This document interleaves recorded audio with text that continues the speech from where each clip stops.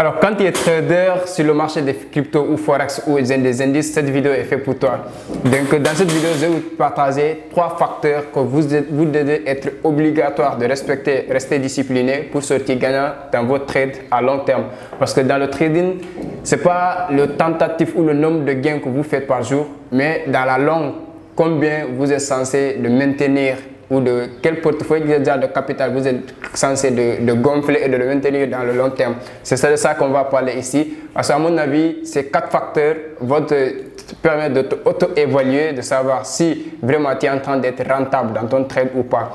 Donc si vous venez de me découvrir au travers de cette vidéo, je m'appelle Youssouf Diaby, je suis trader professionnel sur le marché des crypto-monnaies, je suis formateur sur tout ce qui est la blockchain et la blockchain et les crypto-monnaies. Donc je trade de façon active sur la spéculation et l'investissement sur le marché des crypto-monnaies. Donc si toi aussi tu es dans cette aventure ou même dans le forex, donc cette vidéo est faite pour toi.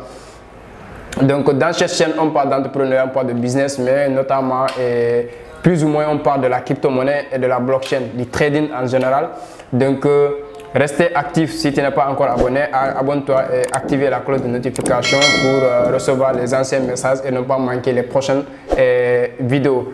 Donc après l'intro, on va entamer les 4 facteurs que vous devez obligatoirement respecter. À mon avis, le 4e c'est le plus important. Donc ce sera intéressant pour toi de rester jusqu'à la fin de cette vidéo parce qu'à mon avis, le 4e pourra t'aider dans tout ce que tu fais dans le trading.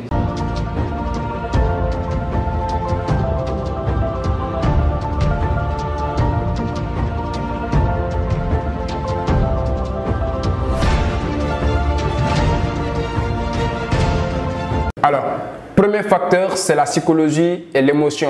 Donc, quand on parle de psychologie et l'émotion, tout être humain, donc psychologiquement, c'est ce qui différencie dans tout ce que nous faisons.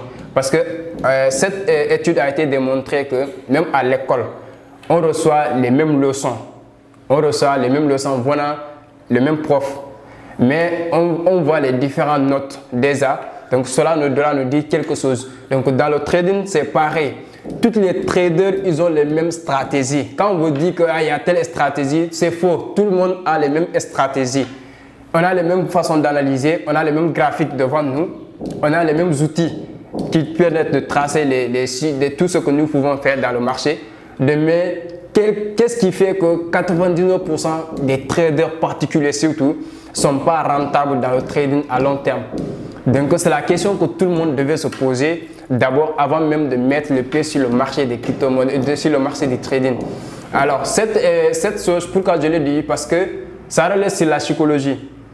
Vous allez avoir toutes les bases, vous pouvez avoir toutes les techniques, toutes les stratégies, mais psychologiquement, si vous n'êtes pas préparé, donc vous ne serez jamais un gagnant sur le marché du trading. Ça, je vous le dis parce que j'ai expérimenté personnellement, j'ai cramé des comptes et ça arrive à tous les traders. Et si un trader vous dit qu'il n'a jamais cramé un compte, ce n'est pas un trader expérimenté parce que l'expérience, les leçons, on les tire dans les moments difficiles. Donc moi, ça m'est arrivé de cramer des comptes. Donc aujourd'hui, ça m'a servi de leçon de partager avec mes étudiants, de partager avec beaucoup de personnes. Mais pour vous dire, l'aspect psychologique, c'est lié toujours à l'émotion. Ça peut être des émotions positives ou des émotions négatives. Quel que soit le type d'émotion, ça peut jouer sur ton trade, soit de façon négative ou même de façon positive. Donc on va voir le côté négatif, on va se baser sur ça pour les détecter, les réparer afin d'être positif dans notre trade. Alors quand on parle de cette psychologie, on a envisagé qu'on a toutes les mêmes stratégies, on a tous les types d'analyses à faire, on a tous les mêmes outils à analyser, mais néanmoins on voit que la majorité des traders particuliers sont des perdants. Alors la cause à cet effet est que c'est lié à la psychologie. Notamment, tout trader particulier au début de ses trades accumule des gains. Cela arrive à tout le monde aussi. On accumule des gains dans notre trade. Et qu'est-ce que cela a pour impact dans notre trade futur si on n'est pas conscient de ce que cette émotion est en train de provoquer en nous? Ce qui veut dire que quand on a fait des gains successifs, donc ça crée ce qu'on appelle excès de confiance. Donc ça arrive à tout le monde dans votre vie active, dans n'importe quel domaine. Quand vous avez commencé à faire des succès successifs, donc sans effort, bon, je peux dire sans effort parce que tous les premiers traders d'abord, pour nos premiers trades, malgré qu'on se décarcasse à avoir des stratégies, mais on le fait sans effort, ça devient inconsciemment d'abord. Et du moment où on a fait ces gains perpétuels, ça nous donne excès de confiance. Donc là, on se base maintenant sur la confiance. On croyait que c'est nous qui contrôlons tout ce qui se passe sur le marché. Et ce qui est le plus dangereux, parce qu'à mon avis, personne n'a le contrôle sur le marché. Ça, c'est vrai. Maintenant, si cet excès de confiance a été élevé à certain taux, le taux de testostérone, le dopamine, maintenant augmente. Donc là, maintenant, on se croyait que c'est nous qui contrôlons le marché. Et le pire, ça revient à quel moment? Au moment où l'imprévu, on n'attend pas cette période de perte. Quand ça va s'abattre sur nous, c'est ce qui va mélanger tous nos trades. Et ça arrive que quand on a trop d'excès de confiance et que à un moment imprévu, on a encaissé des pertes, ça va créer une autre émotion qu'on appelle la colère. Et la colère, quand ça vient, on n'est pas sous contrôle. Donc on est sous contrôle, ce qui veut dire qu'on ne contrôle pas ce qu'on fait. Donc on fait des actes inconsciemment parce qu'on est sous colère, on est sous colère. Donc ça va jouer sur notre trade. Donc cette partie aussi, c'est à noter. La colère, ça joue sur notre trade de façon négative parce qu'on va prendre des positions irrationnelles. Donc après la colère, quand on a subi des pertes, donc ça va créer ce qu'on appelle notre émotion de peur. La peur, c'est-à-dire la peur de perdre tout nos capital. Parce que du moment où on est en train de perdre dans notre trade, on a peur donc, de ne pas perdre tout nos capital. Donc ce qui va faire en ce moment, ça va nous pousser à prendre des positions irrationnelles. Parce qu'on va prendre des lots même très élevés, comment dire ça encore, en crypto, on peut dire des leviers très élevés afin de combler les pertes qu'on avait fait. Et ça, on devient un trader de façon inconsciente. On trade sans raison. On ne trade pas avec la rationalité. Ce qui veut dire ça, en ce moment, on n'est pas dans notre état normal pour trader. Et si vous n'êtes pas contrôlé par personne, si vous n'êtes pas coaché par une personne, si vous n'êtes pas suivi par une personne, vous risquez de ne jamais être rentable dans le trading. Ça, je vous le dis parce que moi-même, j'ai vécu ça. Sincèrement, tout ce que je vous partage, quand un trader vous dit qu'il n'a jamais perdu dans le marché, c'est qu'il veut dire qu'il n'a jamais expérimenté, il n'a jamais acquis de leçons. Donc, pour vous dire, cette partie, vous devez faire très attention. Quand vous avez fait des gains successifs, essayez d'être conscient de ce qui peut se passer dans le marché. Essayez d'être très prudent en ce moment aussi parce que du moment où vous faites des gains, ça va créer ce qu'on appelle l'excès de confiance et vous êtes laissé par votre émotion et vous n'allez plus travailler sur votre compétence, vous devez baser sur la confiance, ainsi de suite et ça va mal tourner du jour au lendemain. Donc pour ça, gérez votre émotion, soyez prudent quand vous faites des gains et quand vous faites des pertes aussi. Ne reviens pas sur le marché pour se venger, pour récupérer ce que vous avez perdu. Acceptez les pertes et tirez des leçons dedans et tradez le lendemain ou vous laissez quelques temps pour trader encore si vous avez vu l'opportunité de trader. Ça, c'est le premier facteur que vous devez noter, le facteur psychologique. Maintenant, après le facteur psychologique, on a ce qu'on appelle le plan du trading. Parce qu'un trader qui n'a pas de plan, c'est comme quelqu'un qui se balade dans la forêt qui n'a pas de boussole. Le plan de trading, c'est comme le boussole parce que ça te permet de t'orienter, de savoir là où tu es, de savoir là où tu voulais aller. Donc le plan de trading est très important pour un trader parce qu'il y a beaucoup de traders qui n'ont pas de plan de trading. Ils n'ont pas de plan de trading. Ils nous entendent, ah, le trading ça marche. Donc on va leur former, on leur montre comment prendre des positions, support, résistance, ainsi de suite. Mais ces personnes n'ont même pas de plan de trading. Donc chacun de vous devez avoir son plan de trading.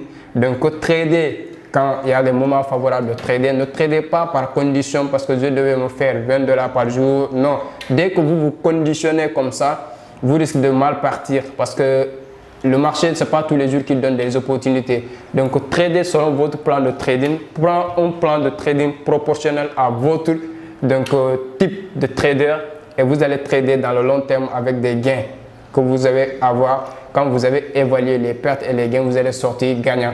Donc, ça, c'est le deuxième facteur que vous devez prendre. Troisième facteur, c'est avoir un journal de trade. Un journal de trade, c'est comme... Je peux dire, c'est le journal qui va te permettre d'avoir un suivi parce que tu vas t'auto-évaluer. Parce qu'à chaque trade que tu fais, tu notes. Donc, quand tu vas clôturer ton trade, tu vas noter maintenant comment le trade a été passé. Si un trade perdant, en ce moment, tu vas voir qu'est-ce qui t'a fait perdre. tu vas noter prochainement, tu ne vas pas commettre les mêmes erreurs. Si c'est un trade gagnant, tu vas noter qu'est-ce qui t'a fait perdre. Prochainement, tu vas utiliser la même stratégie pour gagner. Et comment consulter un journal de trade? Ça, je vais vous expliquer un tout petit peu comment ça se passe. Alors, quand vous allez trader en premier lieu, qu'est-ce que vous devez noter? En premier lieu, vous avez choisi votre paire de trading, vous avez analysé. Avant même de prendre position, vous devez vous auto-évaluer d'abord encore, c'est-à-dire dans quel état émotionnel, psychologique vous êtes, dans quel état physiologique vous êtes déjà. Vous notez ça. En prenant cette position, est-ce que vous êtes dans votre état normal? Est-ce que vous vous sentez très bien dans votre peau? Est-ce que émotionnellement ça va? Ok. Donc vous notez qu'est-ce qui t'a poussé à prendre la position. Tu t'es basé sur quoi? Sur les graphiques, sur les chandeliers, sur les indicateurs, sur les figures. Tu notes ça. Quand tu as clôturé le trade, qu'est-ce qui t'a fait gagner? Tu notais ça. Est-ce qu'avec la position, en se basant sur les dosiers, sur les chandeliers, sur les figures ou sur les indicateurs qui t'a permis de gagner, tu notes.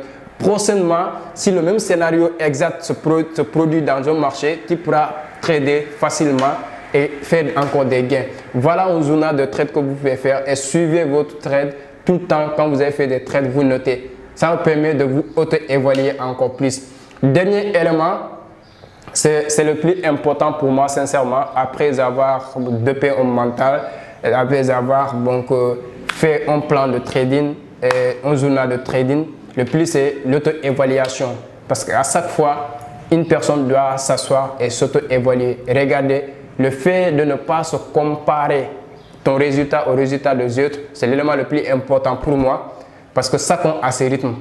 Moi, je peux commencer le trading en 2018-2019, quelqu'un peut commencer en 2020, mais s'il est plus discipliné que moi, il peut être plus rentable et plus efficace que moi.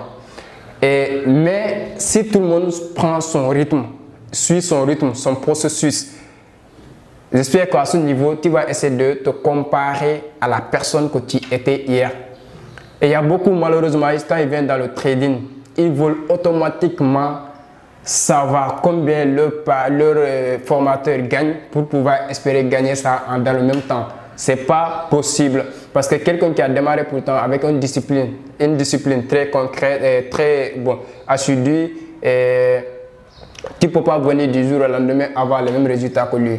Donc, c'est pour ça que je conseille beaucoup de mes étudiants de prendre le rythme. Vous pouvez être 100 étudiants, 50 étudiants, vous n'avez pas aussi les mêmes rythmes. Donc, tu ne dois pas te comparer aux autres. Malheureusement, ça, je peux comprendre ça parce que c'est quelque chose qu'on nous a inculqué à l'école. Donc, à l'école, au lieu de se comparer à nous-mêmes, on se compare aux notes des autres. Donc, là, on se minimise, voilà, on est frustré, quoi. Donc, ça ne se passe pas dans le trading, dans le monde, dans la vraie vie. Dans la vraie vie, dans tous les domaines, il faut essayer de se comparer à soi-même. Vos résultats, vous devez essayer de les améliorer chaque jour par rapport aux résultats précédents de vous-même, pas le résultat des autres. Donc, cette partie, je vous le dis parce que ça peut jouer sur votre psychologie aussi, ça peut jouer sur votre trading. Donc, c'est la partie la plus importante aussi que vous pouvez noter vraiment, cette quatrième facteur. Donc, essayez de partir à votre rythme. Partez à votre rythme, essayez d'être dans le processus, essayez maintenant d'aller selon votre manière de faire. Donc ne vous comparez pas aux autres, soyez vous-même, tradez en fonction de votre plan de trading, de votre stratégie. Même une personne pourra vous former, mais vous pouvez établir votre propre plan en fonction de ce que vous voulez atteindre dans votre trade. Donc voilà ce que je voulais partager avec vous. N'importe quel marché où tu trades, n'importe quelle activité même que tu fais, ça pourra aussi t'aider. Mais à mon avis, dans le trading, c'est le plus important. Ces 4 facteurs que vous devez inculquer si ce n'est pas fait dans votre manière de faire du trading. Ça pourra vous aider vraiment dans le long terme. Alors, si la vidéo t'a plu, tu pourras partager au maximum de traders que tu connais. Ça pourra aussi leur aider ou le rappeler aussi. Parce que tu ne peux pas être dans le trading sans savoir ça peut-être. Mais ça pourra te rappeler de ces 4 facteurs afin de pouvoir aller encore plus loin. Et donc, à mon niveau, je vous dis donc à très bientôt, prochainement. Merci beaucoup.